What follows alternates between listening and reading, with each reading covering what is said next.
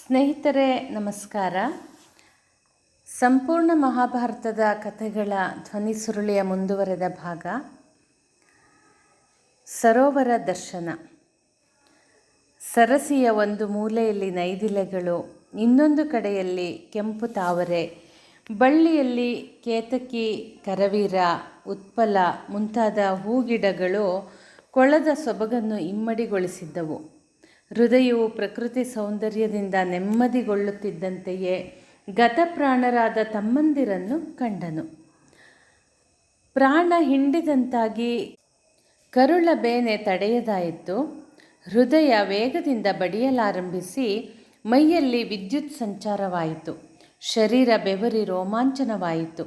ಆಕಾಶ ಕಳಚಿ ಬಿದ್ದಂತೆ ಭಾಸವಾಯಿತು. ಗೋಳೋ ಎಂದು ಅತ್ತನು. ಆದರೆ ಅದು ಅರಣ್ಯರೋಧನ.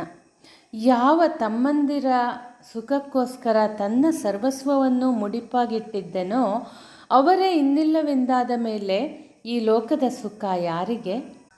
ದೆವ್ವದ ಕಾಟದಿಂದ ಅಥವಾ ದುಷ್ಟ ಕೌರವನ ಕುಹಕೋಪಾಯದಿಂದ ಸತ್ತು ಬಿದ್ದಿರಬಹುದೇ? ಭೀಮನಿಗೆ ವಿಷದ ಲಡ್ಡುಗೆಯನ್ನು ತಿನ್ನಿಸಿದ ಗತಲೋಚನ ಪುತ್ರನು ಸರಸಿಗೆ ವಿಷ ಹಾಕಿ ಇವರು ಕುಡಿಯುವ ಹಾಗೆ ಸಂಚು ಹೂಡಿ ಸಹೋದರರ ಜೀವಕ್ಕೆ ಸಂಚಕಾರ ತಂದಿರಬಹುದೇ? ದೇಹದ ಮೇಲೆ ಯಾವ ಗಾಯವೂ ತೋರದೇ ಇರುವುದರಿಂದ ವಿಷಪ್ರಾಶನವಾಗಿರಬಹುದು. ಹೀಗೆ ಯೋಚನಾ ತರಂಗಗಳು ಅಲೆ ಅಲೆಯಾಗಿ ಹೃದಯವನ್ನು ಹಿಡಿದಪ್ಪಳಿಸಿದ್ದವು. ಹೇಗೂ ಇರಲಿ, ಸರೋವರವು ವಿಷಮಯವಾಗಿದ್ದರೆ ನಾನು ಈ ನೀರನ್ನು ಕುಡಿದು ತಮ್ಮಂದಿರ ಸಾಲಿನಲ್ಲಿ ಸೇರುವೆನು. ಕಾಡಾಗಲಿ ನಾಡಾಗಲಿ, ಇಹವಾಗಲಿ ಪರವಾಗಲಿ, ಪಂಚಪಾಂಡವರು ಒಟ್ಟಿಗೇ ಇರುವೆವು ಎನ್ನುತ್ತಾ ನೀರಿಗಿಳಿದನು. ನಭೋಮಂಡಲವೇ ನುಡಿದಂತಾಯಿತು. ದಿಕ್ಕು ದಿಕ್ಕುಗಳಲ್ಲಿ ಸ್ವರವು ಪ್ರತಿಧ್ವನಿಸಿತು. ಧರ್ಮನಂದನನು ಕತ್ತನ್ನು ಮೇಲಕ್ಕೆತ್ತಿ ನೋಡಿದನು. ಅಂತರಿಕ್ಷವಾಣಿಯನ್ನು ಬಹು ಜಾಗ್ರತೆಯಿಂದ ಆಲಿಸಿದನು. ನಾನೊಂದು ಬಕಪಕ್ಷಿ. ನಾನು ಉಣ್ಣುವ ಆಹಾರ ಸಣ್ಣ ಪುಟ್ಟ ಮೀನುಗಳು. ನಾನೇ ಇವರನ್ನು ಪ್ರೇತಾಲಯಕ್ಕೆ ಅಟ್ಟುವಂತೆ ಮಾಡಿದೆ. ಕೇಳಿದ ಪ್ರಶ್ನೆಗಳಿಗೆ ಉತ್ತರಿಸದೆ ಬಲಾತ್ಕಾರದಿಂದ ನೀರು ಕುಡಿಯಲು ಪ್ರಯತ್ನಿಸಿದರೆ ಅವರಂತೆ ಮರಣವು ನಿನಗೆ ನಿಶ್ಚಿತ.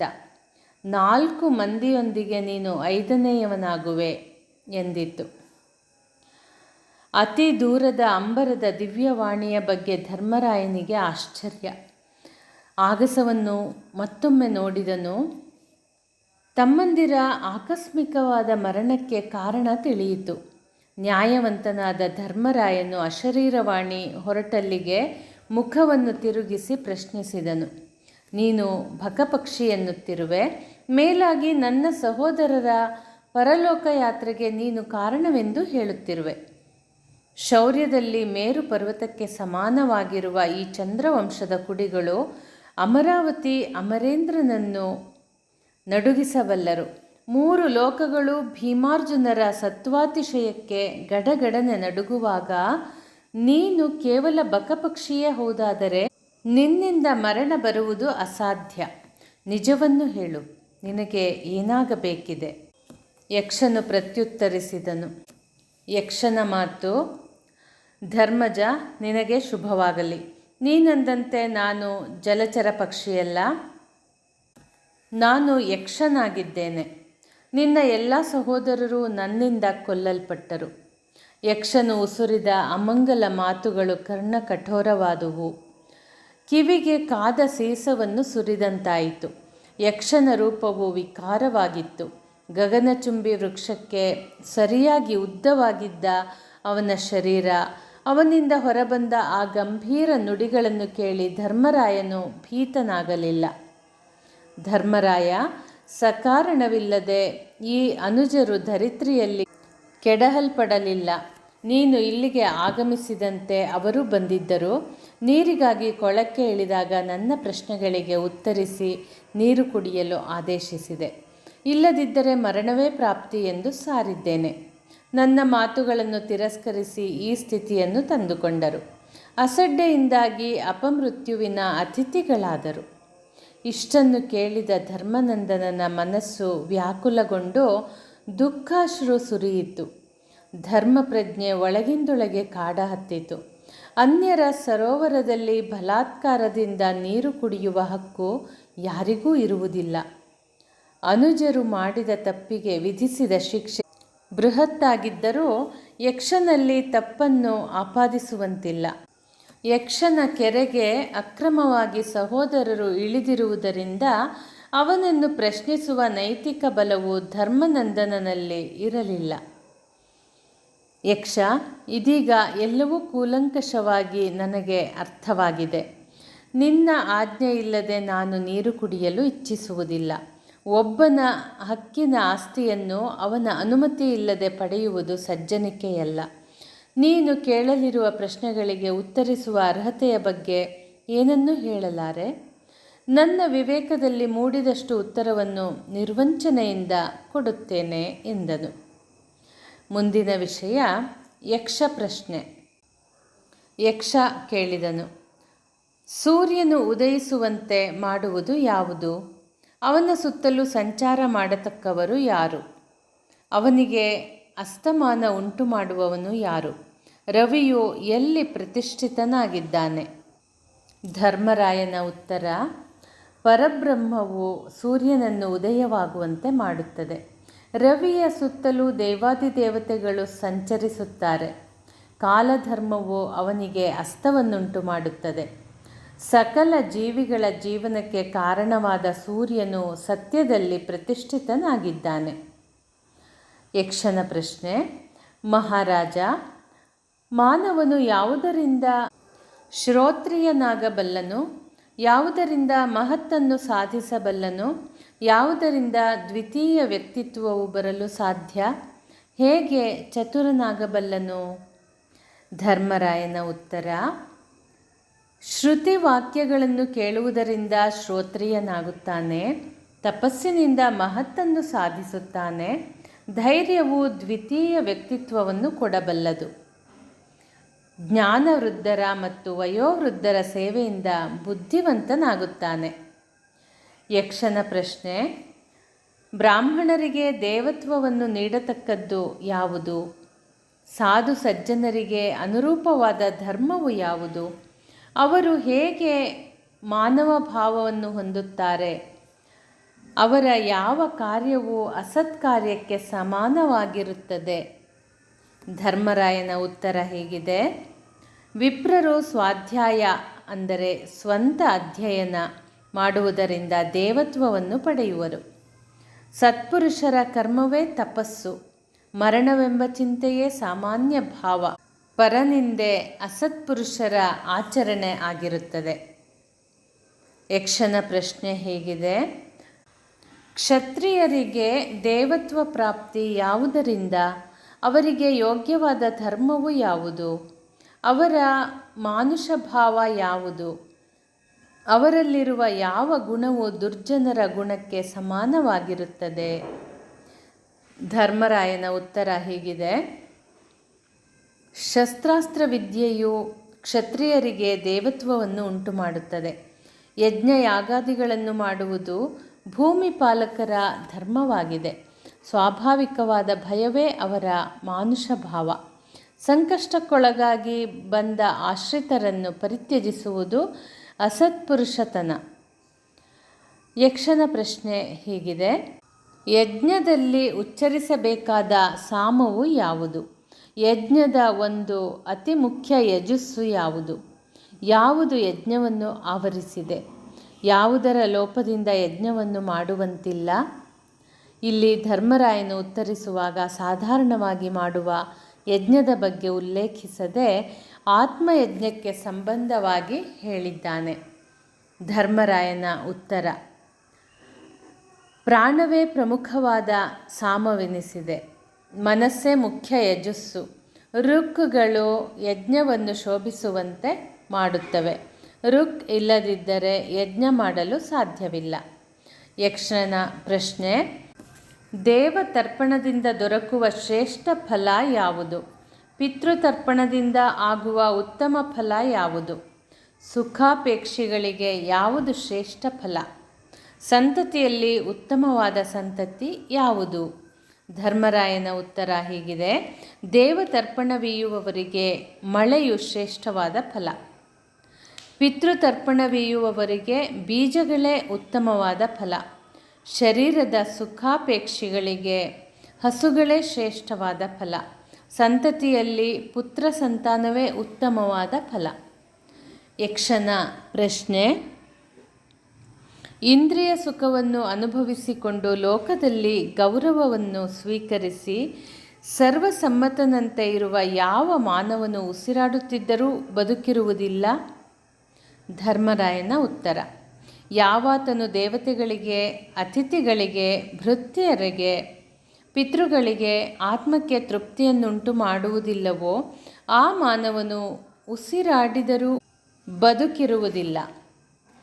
ದೇವಯಜ್ಞ, ಅತಿಥಿಯಜ್ಞ, ಭೂತಯಜ್ಞ, ಪಿತೃಯಜ್ಞ, ಬ್ರಹ್ಮಯಜ್ಞ ಈ ಪಂಚಯಜ್ಞಗಳನ್ನು ಮಾಡದ ಮಾನವನು ಬದುಕಿಯೂ ಸತ್ತಂತೆಯೇ ಸರಿ. ಯಕ್ಷನ ಪ್ರಶ್ನೆ: ಭೂಮಿಗಿಂತ ಘನವಾದುದು ಯಾವುದು? ಆಕಾಶಕ್ಕಿಂತಲೂ ಶ್ರೇಷ್ಠ ವಸ್ತು ಯಾವುದು? ವಾಯುವಿಗಿಂತ ಶೀಘ್ರಗಾಮಿ ಯಾವುದು? ಹುಲ್ಲಿಗಿಂತ ಬಹುತರವಾಗಿ ಬೆಳೆಯುವುದು ಯಾವುದು? ಧರ್ಮರಾಯನ ಉತ್ತರ ಹೀಗಿದೆ: ಮಾತೆಯು ಭೂಮಾತೆಗಿಂತ ದೊಡ್ಡವಳು, ತಂದೆಯು ಆಕಾಶಕ್ಕಿಂತಲೂ ಶ್ರೇಷ್ಠನು, ಗಾಳಿಗಿಂತ ವೇಗವಾಗಿ ಚಲಿಸುವುದು ಮನಸ್ಸು, ಹುಲ್ಲಿಗಿಂತಲೂ ಬಹುತರವಾಗಿ ಬೆಳೆಯುವುದು ಚಿಂತೆಯಾಗಿದೆ. ಯಕ್ಷನ ಪ್ರಶ್ನೆ ಹೀಗಿದೆ: ಯಾವ ಜೀವಿಯೂ ನಿದ್ರಿಸುತ್ತಿರುವಾಗಲೂ ಕಣ್ಣು ಮುಚ್ಚಿಕೊಂಡಿರುವುದಿಲ್ಲ, ಯಾವುದು ಜನಿಸಿದ ಮೇಲೆಯೂ ಚಲನೆ ಇಲ್ಲದೆ ಇರುತ್ತದೆ, ಯಾವುದಕ್ಕೆ ಹೃದಯ ಇರುವುದಿಲ್ಲ, ವೇಗದಿಂದ ಯಾವುದು ವರ್ಧಿಸಬಲ್ಲದು? ಧರ್ಮರಾಯನ ಉತ್ತರ: ಮೀನು ನಿದ್ರಿಸುತ್ತಿರುವಾಗಲೂ ಕಣ್ಣು ಮುಚ್ಚುವುದಿಲ್ಲ, ಮೊಟ್ಟೆಯು ಹೊಟ್ಟೆಯಿಂದ ಹೊರಬಂದ ಮೇಲೂ ಚಲಿಸುವುದಿಲ್ಲ, ಕಲ್ಲಿಗೆ ಹೃದಯವೆಂಬುದು ಇರುವುದಿಲ್ಲ, ನದಿಯು ವೇಗದಿಂದ ವರ್ಧಿಸುತ್ತದೆ. ಯಕ್ಷನ ಪ್ರಶ್ನೆ ಹೀಗಿದೆ: ಪ್ರವಾಸಿಗೆ ಮಿತ್ರನು ಯಾರು? ಮನೆಯಲ್ಲೇ ಇರುವವನಿಗೆ ಮಿತ್ರನು ಯಾರು? ರೋಗಿಗೆ ಸ್ನೇಹಿತನು ಯಾರು? ಮರಣಶಯ್ಯೆಯಲ್ಲಿರುವವನಿಗೆ ಮಿತ್ರನು ಯಾರು? ಧರ್ಮರಾಯನ ಉತ್ತರ: ಯಾತ್ರಿಕನಿಗೆ ಇನ್ನೊಬ್ಬ ಸಹಯಾತ್ರಿಕನೇ ಮಿತ್ರ.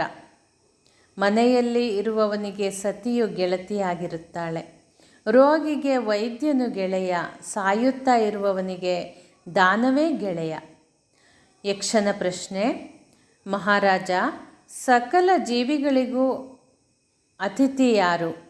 ಸನಾತನ ಧರ್ಮ ಯಾವುದು? ಅಮೃತವು ಯಾವುದು? ಈ ಸಕಲ ಜಗತ್ತು ಏನು? ಧರ್ಮರಾಯನ ಉತ್ತರ ಹೀಗಿದೆ: ಸರ್ವ ಜೀವಿಗಳಿಗೂ ಅಗ್ನಿಯೇ ಅತಿಥಿ, ಗೋವಿನ ಹಾಲು ಅಮೃತವಾಗಿದೆ, ವಿನಾಶವಿಲ್ಲದ ಸದ್ಧರ್ಮವೇ ಸನಾತನ ಧರ್ಮ, ಸರ್ವಲೋಕಗಳಲ್ಲಿಯೂ ವಾಯುವು ವ್ಯಾಪಿಸಿರುವುದರಿಂದ ಜಗತ್ತು ವಾಯುರೂಪವಾಗಿದೆ. ಯಕ್ಷನ ಪ್ರಶ್ನೆ: ಒಬ್ಬನೇ ಸಂಚರಿಸುವವನು ಯಾರು? ಪುನಃ ಪುನಃ ಹುಟ್ಟುವವನು ಯಾರು? ಶೀತಕ್ಕೆ ಔಷಧಿ ಯಾವುದು? ದೊಡ್ಡ ಆಧಾರ ಕ್ಷೇತ್ರ ಯಾವುದು? ಧರ್ಮರಾಯನ ಉತ್ತರ: ರವಿಯು ಏಕಾಂಗಿಯಾಗಿ ಸಂಚಾರ ಮಾಡುತ್ತಾನೆ, ಒಮ್ಮೆ ಹುಟ್ಟಿದ ಚಂದ್ರನೇ ಮರು ಹುಟ್ಟುತ್ತಾನೆ. ಅಗ್ನಿಯು ಶೀತಕ್ಕೆ ಔಷಧಿಯಾಗಿರುತ್ತದೆ, ಭೂಮಿಯೇ ದೊಡ್ಡ ಆಧಾರ ಕ್ಷೇತ್ರವಾಗಿದೆ. ಯಕ್ಷನ ಪ್ರಶ್ನೆ: ಧರ್ಮದ ಮೂಲ ಸಾಧನ ಯಾವುದು? ಯಶಸ್ಸಿಗೆ ಕಾರಣ ಯಾವುದು? ಸ್ವರ್ಗ ಪ್ರಾಪ್ತಿಗೆ ಮುಖ್ಯ ಕಾರಣ ಯಾವುದು? ಸಮಗ್ರವಾದ ಸುಖಕ್ಕೆ ಕಾರಣ ಯಾವುದು? ಧರ್ಮರಾಯನ ಉತ್ತರ: ದಕ್ಷತೆ, ದೃಢತೆಯೇ ಧರ್ಮ ಸಾಧನೆಗೆ ಮೂಲವಾಗಿರುತ್ತದೆ, ಕೀರ್ತಿಗೆ ದಾನವು ಕಾರಣವಾಗಿರುತ್ತದೆ, ಸ್ವರ್ಗ ಪ್ರಾಪ್ತಿಗೆ ಸತ್ಯನಿಷ್ಠೆಯು ಕಾರಣವಾಗಿರುತ್ತದೆ, ಶಾಶ್ವತ ಸುಖಕ್ಕೆ ಶೀಲವು ಕಾರಣವಾಗಿರುತ್ತದೆ. ಯಕ್ಷನ ಪ್ರಶ್ನೆ ಹೀಗಿದೆ: ಮನುಷ್ಯನ ಆತ್ಮ ಯಾವುದು? ದೇವರಿಂದ ಕೊಡಲ್ಪಟ್ಟ ಗೆಳೆಯನು ಯಾರು? ಮಾನವನ ಜೀವನವು ಹೇಗೆ ನಡೆಯಬಲ್ಲದು? ಅವನು ಯಾವುದರ ಆಶ್ರಯವನ್ನು ಪಡೆಯಬೇಕಾಗುವುದು? ಅವನ ಕರ್ತವ್ಯವೇನು? ಧರ್ಮರಾಯನ ಉತ್ತರ: ಮಾನವನಿಗೆ ತನ್ನ ಪುತ್ರನೇ ಆತ್ಮನಾಗಿರುತ್ತಾನೆ, ಕೈ ಹಿಡಿದ ಮಡದಿ ದೇವರು ಅನುಗ್ರಹಿಸಿದ ಸಖಿಯಾಗಿರುತ್ತಾಳೆ. ಜೀವನೋಪಾಯಕ್ಕೆ ಮಳೆಯು ಅಗತ್ಯವಾಗಿರುತ್ತದೆ. ದಾನ ಮಾಡುವುದು ಅತ್ಯಗತ್ಯ ಕರ್ತವ್ಯವಾಗಿ ಇರುತ್ತದೆ. ಯಕ್ಷನ ಪ್ರಶ್ನೆ ಹೀಗಿದೆ: ಶ್ರೇಷ್ಠ ಪುರುಷರಲ್ಲಿ ಇರುವ ಉತ್ತಮ ಗುಣ ಯಾವುದು? ಧನದಲ್ಲಿ ಉಚ್ಚತಮವಾದ ಹಣ ಯಾವುದು? ಲಾಭಗಳಲ್ಲಿ ಉತ್ತಮ ಲಾಭ ಯಾವುದು?